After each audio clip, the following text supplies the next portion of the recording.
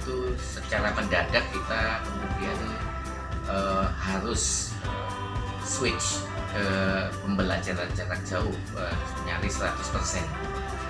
Sementara universitas ini memang tidak didesain untuk menjadi universitas terbuka, di mana memang sistem pendidikan yang ditawarkan sistem pendidikan jarak jauh. Jadi kami membedakan dua hal itu. Pendidikan jarak jauh itu adalah lahannya UT, sementara pembelajaran jarak jauh itu sarana pembelajaran saja yang bisa dipakai tandem dengan pembelajaran jarak dekat, yaitu tatap muka di kelas. Tetapi juga di dalam situasi darurat kondisi COVID-19, maka dia kemudian menjadi 100%. Nah, untuk itu harus diakui universitas tidak bisa siap dalam waktu cepat. Juga kemudian di dalam prakteknya kemudian para dosen itu menggunakan tools yang ada seperti Google Meet, Microsoft Teams, Zoom yang paling populer. Maka dia tatap muka di kelas itu bisa dimediasi oleh teknologi, tetapi yang tidak diantisipasi sebelumnya adalah bahwa beban pulsanya ke mahasiswa itu sangat berat. Satu. Kedua, kalaupun mereka bisa membayar pulsa, belum tentu koneksi internetnya stabil, tergantung providernya. Dan ketika sama-sama serempak banyak orang yang beralih ke online, maka kita mendengar banyak cerita provider itu kemudian crash, down, error, macam-macam ya. Termasuk juga yang bagus-bagus seperti First Media.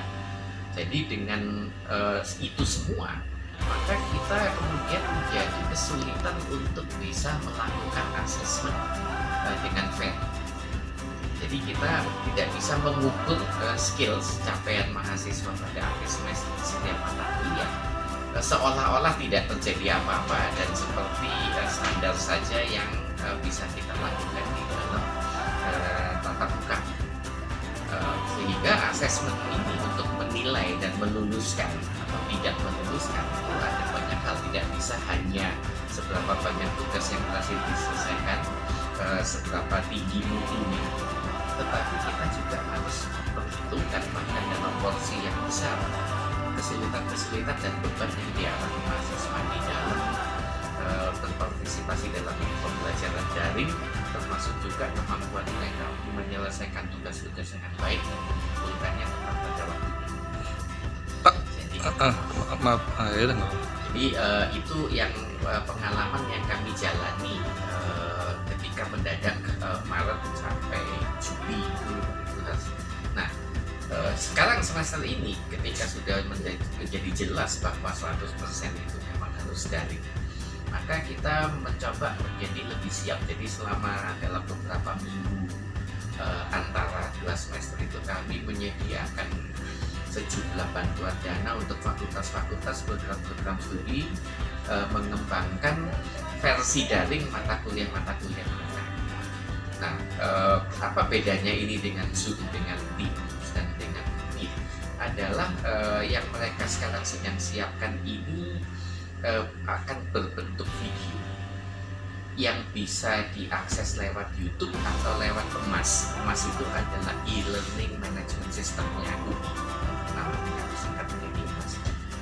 Dan karena ini adalah berbentuk video, maka dia bisa diunduh, kemudian disimpan dan bisa ditonton secara luring, secara offline, sehingga kemudian beban pulsa itu tidak menjadi berat bagi mahasiswa.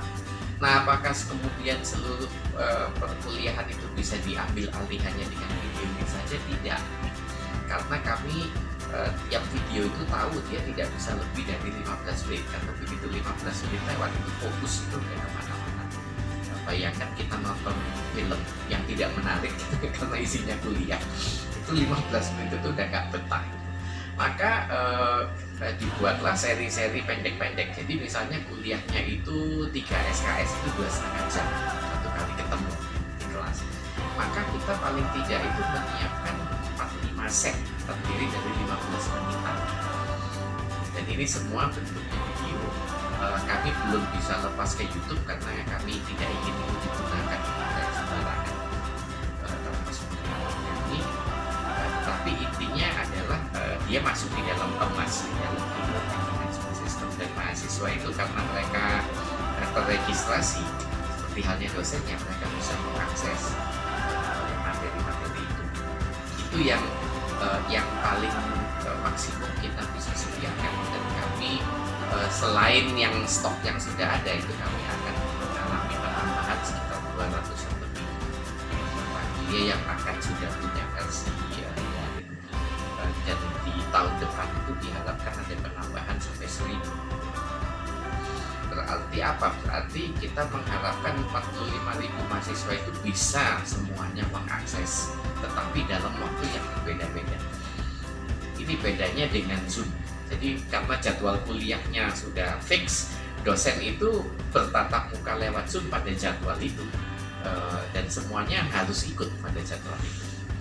Jadi bisa dibayangkan stresnya. Sementara kalau bentuknya video, open access, mahasiswa itu bebas menontonnya kapan saja, tidak harus pada jam kuliahnya. Yang penting semua tugas pada minggu itu dia bisa laksanakan, tetapi kapan dia mau mendengarkan kuliahnya itu terserah waktunya dia, dan